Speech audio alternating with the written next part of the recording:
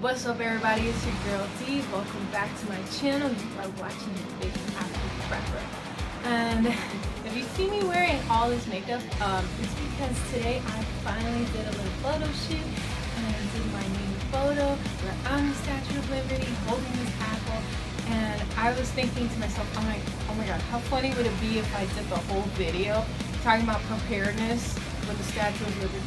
As I'm getting ready to film, this wig is just like squeezing my brain. It's like, and then the nails, I didn't have nail glue because I bought them from Dollar Tree, and these were like some super cheap $1 nails, and there was no nail glue. So I'm like, and the nail glue I had was like all dried up, and I'm like, oh my god, if I wait to get nail glue, I'm literally gonna be waiting forever, disabled. I can't just like run to the store and just buy nail glue.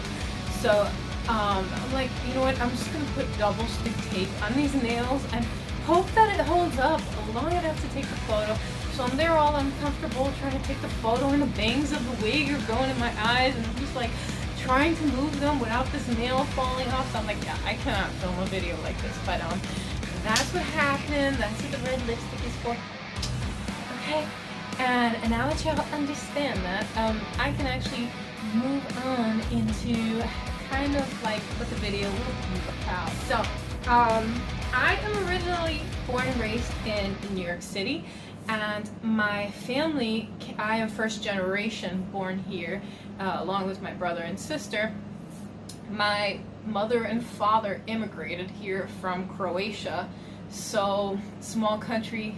And it was like war-torn in the 1990s when I was growing up. And I just wanted to share a little story with you about that. I did not grow up in Croatia. I wasn't there during the time of that war. So I can't give you that much feedback about how that went, except the only things I could say about it is from my family's experiences, from my coworkers' experiences, and things of that nature. But that's not what this video is too much about. It's about my own personal experience. After the war ended, it ended when I was like 5 years old or something like that, and we ended up going back home to visit when I was 9 years old, and I was there for 3 months. And when I was there, in the summer, in that summer, whatever year it was, there was like a day where we just heard sirens go off, and it was terrifying. Like, everybody went into the house, and we weren't sure what was going to happen. And because I was 9 years old, I can't fully recall what all of that was about, but I remember my grandmother saying that if something happens, that we're going to go into like this bunker area near the house or something like that. And it was quite terrifying, to say the least. Today's video, I really wanted to talk about what would you do if sirens went off and we had to like evacuate or go someplace. So I also briefly wanted to discuss what kinds of sirens there are. In the 1990s, the civil defense sirens were replaced by electronic sirens. As of 2013, there are 4 playable tones for different types of sirens. There is a natural disaster warning. There's an upcoming nuclear or airstrike. There is an imminent air or nuclear airstrike. The 4th one would be all clear signal. That's what the 4th one is. The rest is gone. As of 2022, there are also bomb sirens as well, and they vary from state to state.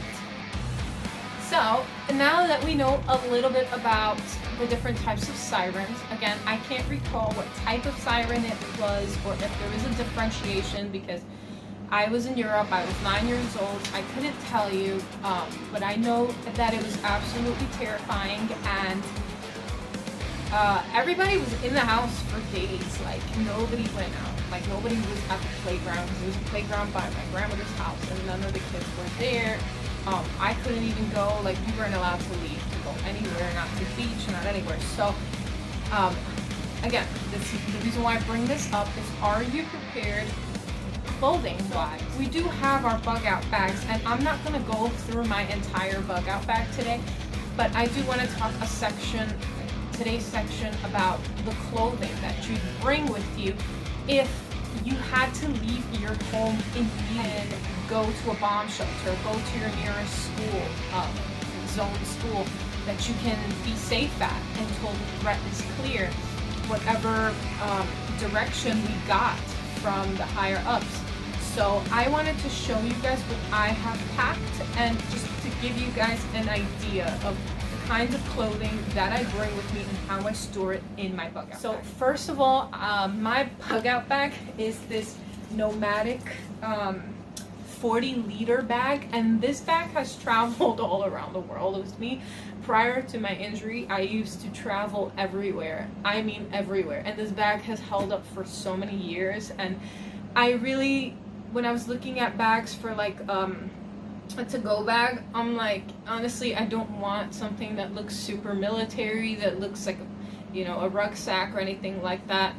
I want to be as great man as possible, or great woman as possible. So I'm like, you know what? I'm just gonna stick with what I know worked for me and what hasn't fallen apart in almost the 10 years I've had it through like wear and tear. I want to show you, I'm not going to go through all the components of this bag today. There will be a different video for that at a different time.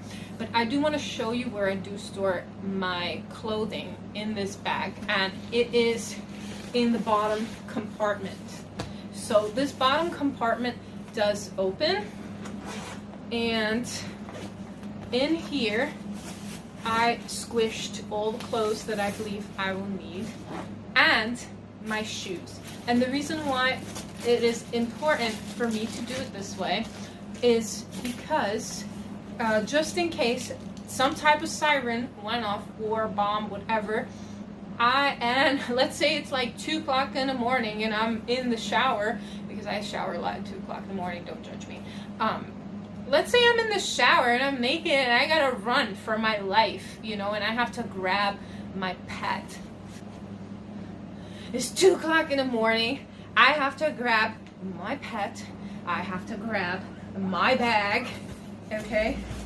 To grab my bag, and I have to run for my life, okay? So if that happens, okay, I need to make sure that everything is packed away, because I've made a decision that if it comes down to if I'm naked for any reason and I have to do what's most important, my most important thing is to grab her, because she's the love of my chicken leg. Look at this chicken leg. I love this chicken leg. Oh my god.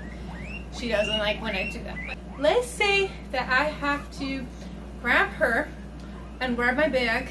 I need to be sure that she's the most important thing to me that I grab. So I would grab her in her carrier, and then I'd grab my bag, I'd make it downstairs, and I'd adjust everything to fit on my walker, and I'd go to the zone school area or whatever that's around here if there was a need to evacuate, or I'd make it to the car. So that's kind of like my strategy with everything, being disabled and stuff, physically disabled. That would be what my plan is, right? She loves you. Look at that butt. Oh my god, look at that butt. Just mama's butt. Oh my god. Now she has a kiss mark. Look at her. And that's what you call lipstick on a pig. Okay. Going back to the book bag, I took everything out to show you as far as how I have it packed in the bottom storage compartment. And these are the shoes that I would bring with me.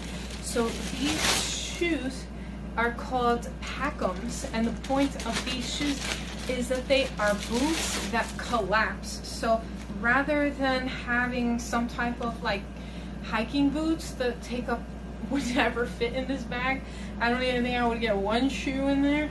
I can squish these, and like I said, if I have to run out of the shower naked at 2 o'clock in the morning for my safety, I will, because I know that I will have my shoes ready to go, okay? I am so glad you guys understand that. Okay. Now, again, those are made by the company Packums, and I highly recommend that, because a lot of people, when they talk about having a bug out bag, their clothes are not packed into that bag. That's why they have so much more room than I do in my bag. But I want to have my clothes packed into that bag in case I cannot get to the right type. Not even if I'm naked, but like, what if I need the right type of clothing? What if I'm wearing a tank top and the heat is on and outside it's like 40 degrees and I don't have a long sleeve shirt on, but I just gotta grab what I can and run, you know? So there you go. The next thing is pretty much I got all my clothing needs to fit in this very small, tiny storage container thing by Topo Designs, okay? And I want to show you how I managed to fit what I need in here. The first thing I have here is a shemagh, which I think is pretty self-explanatory. Like I said, if I needed to cover my face from the dirt or something like that, anybody who's a vet would understand this. I'm not a vet. I have no military experience, but I just thought that this was a good item to have in your emergency bag. So I have that packed in there. Neck gaiter, which is made out of merino wool, and in case you've never seen one of these be used before, it is great for, again, can be used as a scarf. It can also be used as a face covering, but I wouldn't recommend it too much as a face covering because it's very lightweight material. So if there was a significant amount of debris or something like that, it would probably go through here. You can also, if you have extra super duper long hair like mine, you can also use it as a hair cover like that. Sorry, did I say hair cover? I mean like hair band. What is it called? Excuse me, headband. There we go, headband. You can also make a hat out of this by twisting it in the center and then, ooh, okay, twist.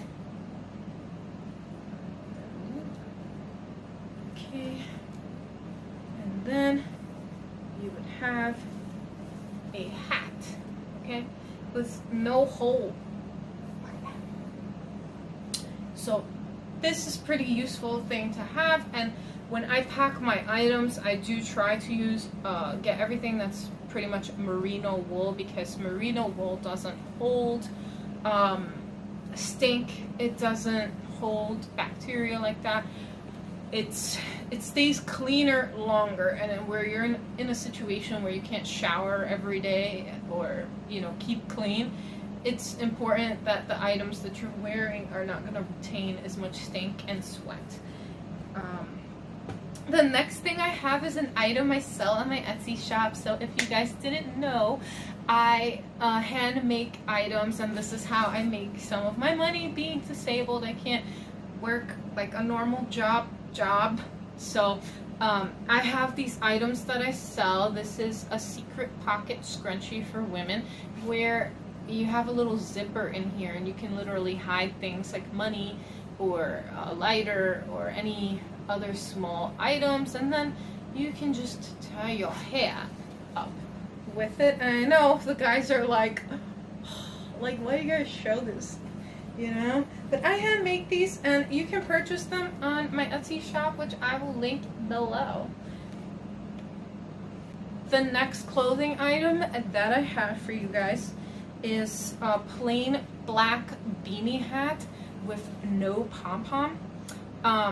Personally, I think a pom-pom takes up too much room, and if you guys know the history of a pom-pom, it was originally invented by Vikings because the headspace in a ship was too low and they kept hitting their heads at the top of the boat. So in order to create a cushion between their head and the top of the boat, they put a pom-pom so that when their head would hit the top of the boat, they'd have some cushion. So because I'm not in a boat and I'm not a Viking, I don't need a pom-pom, and I think that you can have a plain black beanie hat, which is more of a gray man thing, and it's also a New York thing because everybody in New York wears black. I don't know why, but It's just like the to-go standard here. Everyone has this sad, depressing color because we just work all the time. That's what it's like to live here. Okay. Anyway, the next thing that I have is a red bandana, which I keep as it could be used as a face mask if necessary, which I feel this is actually more thicker than this thing because this is just one layer of fabric, and when you double this it's two. You can also pretend that you're in the Wild West with this thing. So you can use it that if you have a wound, you can fold it like so and wrap it around your wound as well. I think this one is too short to create a sling out of for your arm, but using the triangle method, which I forgot. God. Yeah, so this would be too small for a sling, but that's what you could probably use the shmog for. But yeah, so there's many different purposes, ways you can use to wear this. Next item I have is Icebreaker Merino wool shirt, and this shirt, even though it's seems very lightweight, it's actually, when I wear it, it keeps me very, very warm because I live in a colder climate. It's very important to dress warm if you're going to be running out of your house and it's freezing. The next item I have for you guys is a merino wool tank top, and this one has no shelf bra in there. It does have adjustable straps, but this is just a plain black tank top because if something happened and it was the middle of summer, I wouldn't want to be sweating the way I would in that long sleeve shirt, and this would be a good alternative. I can also layer these two pieces if it's very, very cold outside, and it would almost be like the same thickness of a sweater that I have in my closet, so that would be another strategy that I would use. I do also keep a pair of gloves in here. These particular gloves are made by Eddie Bauer, and they have some grips on the inside because if I had to move anything that was heavy in front of me, or if I had to touch anything that was like rusty or something like that, especially in the city, you have like a lot of fences and gates and stuff like that. If I had to use something to like kind of grip it, you always want to have gloves no matter what the season is. So definitely pack a pair of good gloves. Don't pack like the cheap ones from the dollar store because there's no grip, and if you really needed to use them for, to grip something, there's just no grip. Like, you need something with the little silicone pads, okay? Or leather is good as well. The next item I have is these Patagonia merino wool socks, and these are, I was on a wait list for these for forever, and I literally just bought them just for my bug out bag because I want to make sure that my feet are nice and dry, that if one pair gets wet, I have a second pair. Always have more than one pair of socks in your bug out bag, so I do keep 2 pairs at least in there. If I had time, if I had more than 5 minutes, I would obviously try to take a little more stuff, maybe think a little bit better about my outerwear if it's cold outside and whatnot. But if I had no time, this entire video is if I had no time. Ladies, when you pack your bug out bag, you want to skip the Victoria's Secret rhinestones and feast your eyes on these granny panties, because these panties are quick dry, and if you have to wash them and reuse them, they would dry in a matter of hours. And because it's the end of the world, somebody will still want you in these panties. So do not worry about packing something super sexy in your bug out bag. Practical versus sexy, okay?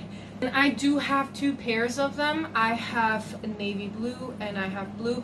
Men that are watching this, they do currently have quick dry underwear for sale in Costco, made by the company 32 Degrees. I don't know how well the quality will be, because what I do notice is when you buy 32 degrees somewhere else and you buy in Costco, sometimes like there's a little quality issue there. So if you can, make sure your underwear is quick dry, because you can use a pair and then you can hang up the other and just keep them in rotation. The next thing I have for you ladies is this Merino wool sports bra, and there is no padding and no wiring, because that's how I'm able to make sure that my bag is as flat as possible. If you honestly feel that you need padding and wiring, like, you need to think twice, okay? Absolutely no one is going to be running for their life and going, oh my god, I think Sarah's boobies went from an A cup to a B cup. Don't worry about the padding and the wiring, trust me. And if you do, because you're concerned about how someone thinks you might look, girl, just dump him. The next thing I have for you guys is make sure that the pants that you have are quick dry pants, okay? You do not want to be packing jeans into your emergency bag. Jeans get wet, jeans become heavy, jeans won't dry, okay? You need to have something quick dry. So I want you guys to focus on merino wools. I want you to focus, if not on merino wools, go for polyester. Packing cotton, you might be cool if it's summertime because cotton stays cool, but don't forget that cotton kills if it becomes wet, and you can end up getting sick if it ends up being very cold at night. So you want to try to stay away from packing any types of cotton. Go towards your polyesters if you don't have quick dry items yet. Next thing that I have for you guys is that if it was summer, you want to focus a lot on reusable items, okay? You want to make sure that, for example, in my medical kit, I do have insect spray. However, that insect spray, if this is a prolonged crisis and I'm in an uncomfortable refugee situation or whatever, that bug spray is going to run out. So I do have a net that goes over my head for when the bugs do come out. And look at that, I'm still cute. Okay, so don't worry about it. Just get yourself something that can be you can cover yourself with, and I can wear long sleeves because it's cool at night, right? The next thing that I do have is, because if things do become insane to a point where I have to flee the area, because I do live in New York City and every apocalyptic movie ever pretty much features New York City. Okay, so if I had to flee this area and literally bug out and ended up in a situation where I was in a place that I didn't expect to be there, I would definitely want slippers, and I do have these slippers left over from an airlines trip long ago. They are super thin, super lightweight, and that is just something that I'd want to have rather than walking around barefoot or being in my boots 24/7. These are not like the cutest slippers ever. I did look for cuter slippers online that are travel compact, but they're just too bulky for this bag, and these are perfect for this particular cause. And they're ugly enough that I won't use them out of my bag. Next and last thing I do have is I do also make face masks on my Etsy shop, and I did make myself one of these reusable masks, but my masks also come with a nose wire, but this particular one, I took the nose wire out so that I can store it flat. Remember when I told you about the wires with the bras and all that, guys? You want to make sure that you don't have that. So I put in a plain black mask, and these masks also have a pocket here where you can put in HEPA filters as well. So if there is some kind of prolonged crisis, HEPA filters is what's going to keep the viruses and the germs out. And I also do have 2 disposable K95 masks, KN95 masks as well, that fold flat, so I can literally layer my mask if it's a situation where I should not be breathing the area, okay? And that's how that would look. Everything folds flat, okay? So you want to make sure that when you pack your bag, everything folds flat. And that's how I got everything to the very last thing I do not have packed together with this back section of the bag because it didn't fit is at the top part of my bag. I do have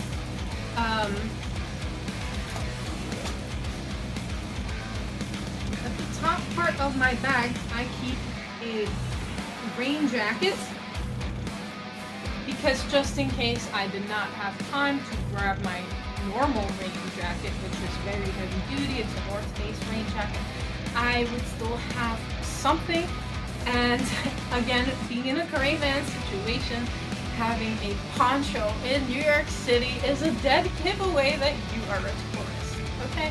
So you do not want to have a poncho in New York City in your bucket bag because people are going to be like, this person isn't from here, let me rob them blind, okay? So I have this rain jacket which opens up like so, and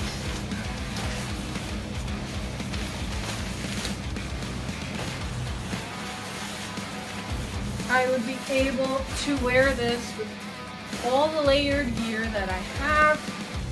And that would be that, you guys.